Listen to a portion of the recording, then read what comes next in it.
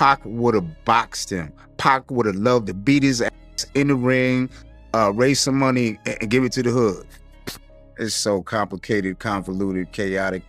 It's hard to actually figure out what's what, but it's becoming clear. What if one of hip-hop's biggest legends has been hiding secrets all along? From wild club rumors to shocking connections with Diddy, the truth about Busta Rhymes may not be what you think. There are children here. If that's the path you want to take, then fine, there are children. But that's not the real question. The real question is something much more fundamental. Are you willing to see me for who I am?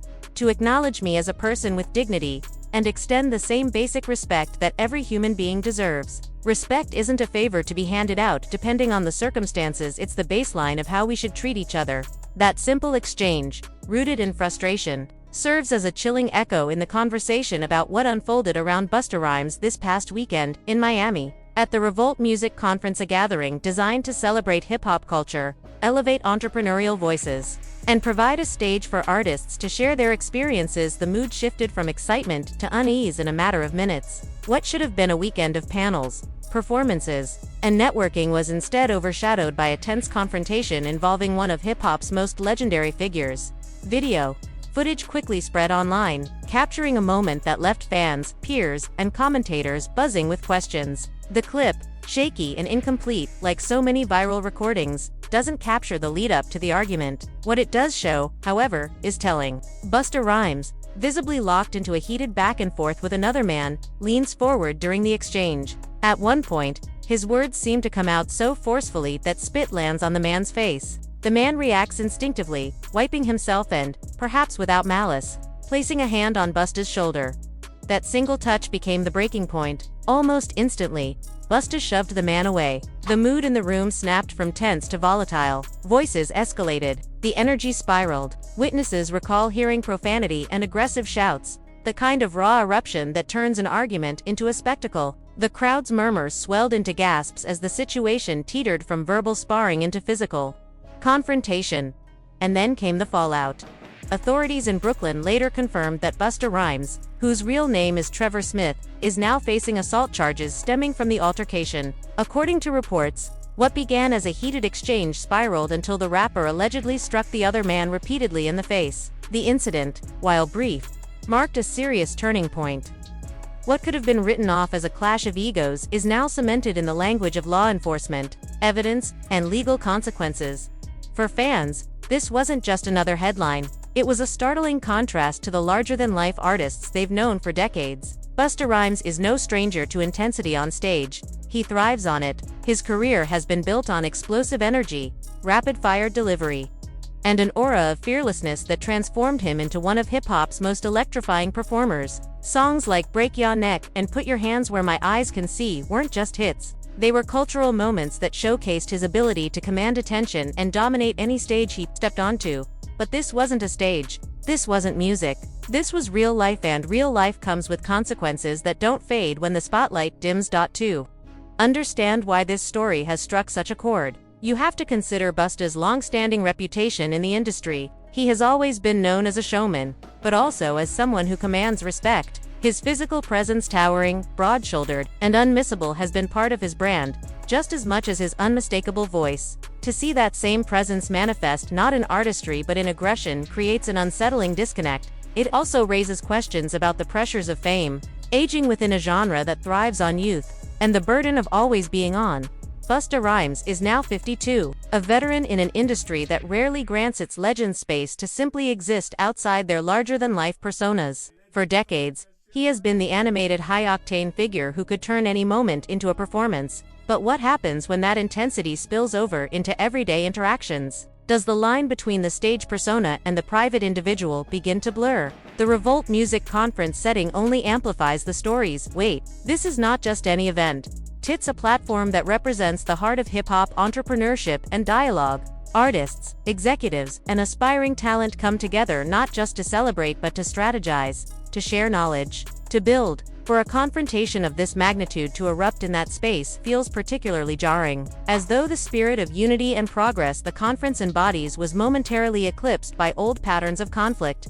Legal troubles are not unfamiliar terrain in the world of hip-hop. From the genre's earliest days, its stars have often found themselves navigating the scrutiny of law enforcement, the court of public opinion, and the stigma of being portrayed as too aggressive or dangerous. Busta Rhymes himself has faced legal challenges before, including past arrests linked to altercations. Each incident chips away at the carefully constructed public image, creating a layered narrative where artistry and controversy become inseparable. For his fans, the situation is particularly complex. On one hand, Busta Rhymes is a cultural icon, a figure whose influence on hip-hop is undeniable. On the other, moments like this force a reckoning. How do we reconcile admiration for the art with concern over the behavior of the artist? The conversation around separating art from the artist isn't new, but each new incident, especially involving someone as beloved as Busta, reignites the debate in fresh and personal ways. Then there's the human element, the simple reality that two men had a disagreement that spiraled beyond control. Strip away the celebrity, the cameras, the viral hash, and what remains is a story about tempers flaring, about the difficulty of de-escalation in heated moments, and about the choices people make when they feel provoked. That truth grounds the story in something deeply relatable, even as its public nature transforms it into a headline.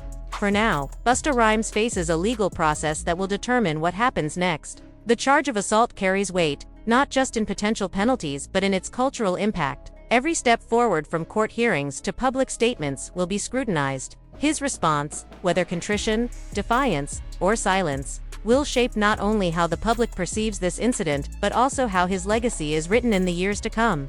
And yet, behind the noise and speculation lies a quieter, more enduring question. What does it mean to be respected, not just as an artist, but as a human being? The very question raised in the opening words about acknowledgement, dignity, and basic respect rings through this story like an echo. Respect is not guaranteed by fame, nor is it erased by failure. It is something earned, sustained, and tested in moments of both triumph and weakness. As the dust settles from Miami and the legal system begins its work, Busta Rhymes finds himself at a crossroads. His artistry, his reputation, and his humanity are all under a brighter spotlight than ever before. Whether this moment becomes another footnote in a storied career or a turning point with lasting consequences remains to be seen. What is clear, however, is that respect, the giving of it, the receiving of it, the losing of it, sits at the very heart of the matter. For decades, Busta Rhymes has been celebrated as a powerhouse in hip-hop, famous for his explosive stage presence, rapid-fire delivery, and unforgettable anthems like Break Ya Neck and Put Your Hands Where My Eyes Can See. But today, his name is circulating for very different reasons. With the music industry still reeling from the shockwaves of Diddy's arrest, Busta's quiet and measured response to the news drew attention. When pressed for comment, he offered only, "I have no comments on Diddy's arrest. People should give him privacy." That calm detachment surprised fans, leaving many to wonder what his silence might signify, and whether there's more to the story than meets the eye. Puffy called me though. Puffy called me back in the day. He called me. He was like, "I just want you to know I ain't have nothing to do with your brothers. You know, I know who you are, but we never met. And I just want to call you man to man to let you know that I ain't have nothing to do with your brothers." Now, why was he calling me, reaching out to me? A single remark from Busta set the internet ablaze. Why remain aligned with Diddy when so many others were quick to create distance? His restrained response only fueled louder speculation. Was this silence a shield, an act of loyalty, or something more concealed? As days passed without clarity, the online chatter intensified. Old rumors and forgotten stories resurfaced, casting shadows over the once celebrated figure. For fans who had always admired his fearless performances, the conversation shifted from admiration to suspicion. I think that they don't want, if they was in any of those freak-off tapes, if they played a part in any of those Diddy sessions, they don't want it to get out to the general public to make up their... When hip-hop insider Big Homie CeCe opened his mouth, few expected the ripple effect his words would unleash, in a culture where rumors and whispers often swirl just beneath the surface. His revelation cut through like a lightning strike. He claimed that Busta Rhymes had hosted private gatherings behind closed doors, out of the public eye, that weren't exactly the standard afterparties fans might imagine. These were shrouded in secrecy, layered with an aura of exclusivity that quickly lent themselves to speculation. And then came the detail that jolted fans the most. Busta allegedly referred to himself at these gatherings as one of the fun guys. At first glance, the phrase sounds harmless. Who hasn't called themselves fun in a self-deprecating or lighthearted way? Within hip-hop, nicknames and playful titles are part of the culture, shorthand for identity, swagger, or even inside jokes. But in this context, something about those words didn't sit right. They hung in the air, weighted with a darker possibility. Was fun guy a wink to something more? A coded nod toward behaviors or practices that people weren't meant to see? Or was it nothing more than a charismatic man tossing out a throwaway line that later got twisted by the rumor mill? The uncertainty is precisely what fueled the storm. To understand why this claim struck such a nerve, you have to recognize who Big Homie CC is, and why his voice carries weight. In hip-hop, insiders like him act as unofficial historians, connectors, and gatekeepers. They've been around the culture long enough to see its evolution from the inside. When someone like CC speaks, people listen not because every word is gospel truth, but because his track record for knowing what's happening behind the scenes gives his comments a gravity most anonymous social media accounts could never match. And the fun guy nickname, harmless as it sounds, has become a kind of Rorschach test for the culture. To some, it still feels like a meaningless throwaway phrase. To others, it has taken on the ominous glow of foreshadowing, especially in the wake of mounting scandals tied to other industry titans like Diddy. When news of Diddy's arrest and the allegations surrounding him broke, it cracked open years of rumors about private parties, whispered excesses, and the blurred line between lifestyle and misconduct. Against that backdrop, Busta's alleged self-description started to feel less like a quirky anecdote and more like a puzzle piece. Fans took to online forums, TikTok breakdowns, and Twitter threads, dissecting the phrase with the intensity usually reserved for hidden lyrics or subliminal diss tracks. Some argued that it was nothing but Busta leaning into his wild, animated persona. Others claimed the fun guy label could be code for something darker, hinting at indulgences or behaviors that might not withstand public scrutiny. Here lies the psychology of suspicion. Once people believe there could be something behind a statement, every detail becomes evidence. What might once have been dismissed as eccentric now feels like a clue. The internet, fueled by speculation, thrives on this process. A nickname morphs from playful to sinister, and before long, it's no longer just a phrase, it's a symbol. There's also the matter of history. Hip-hop has long lived with a double-edged sword. The tension between image and reality. The culture thrives on myth-making larger-than-life personas, untouchable reputations, and hyperbolic storytelling. But behind those myths often lies the messy, unglamorous truth. From the East Coast-West Coast rivalry of the 90s to more recent scandals involving industry moguls, the gap between what fans see and what insiders whisper about has always been fertile ground for controversy. The secrecy of closed-door gatherings only adds fuel to the fire. After all, what happens in the dark often becomes the subject of the brightest speculation. Comparisons to Diddy were inevitable. His own empire, once untouchable, now sits under a microscope, with lawsuits, accusations, and resurfaced stories reshaping how the public perceives him. Fans looked at Busta's alleged fun guy comment and couldn't help but draw parallels. Was this another example of a powerful figure in hip-hop living one life publicly while maintaining a very different reality in private? The juxtaposition between stage persona and rumored, behind-the-scenes activity is exactly the kind of tension that ignites endless debate.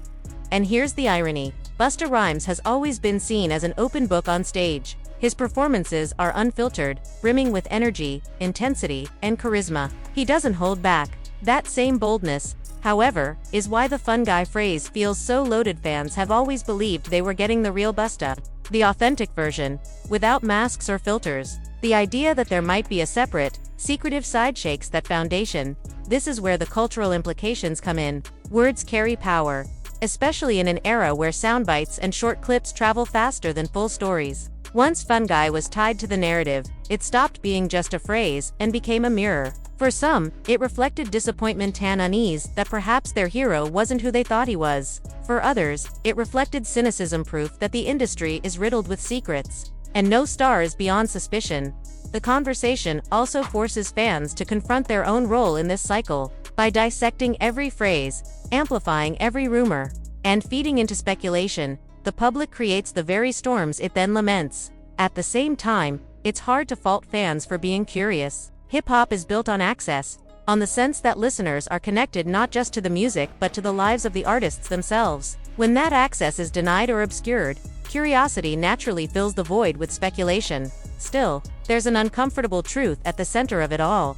We don't know what Fun Guy really meant in that moment. It could have been nothing. It could have been everything. The ambiguity is precisely what gives it power. And in today's climate where one phrase can be dissected into endless think pieces, memes, and conspiracy threads, that ambiguity might be more dangerous than any direct admission.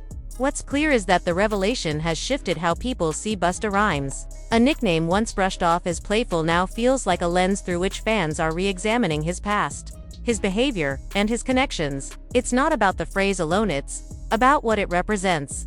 The possibility that the public figure they celebrated for his energy, humor, and larger-than-life presence might also harbor shadows that were never meant to see daylight. In the end, Fun Guy is more than a nickname. It's a cultural flashpoint. It's a reminder of how fragile public trust can be, how quickly playful words can transform into symbols of suspicion, and how in the world of hip-hop where every move is magnified, there's rarely such a thing as harmless.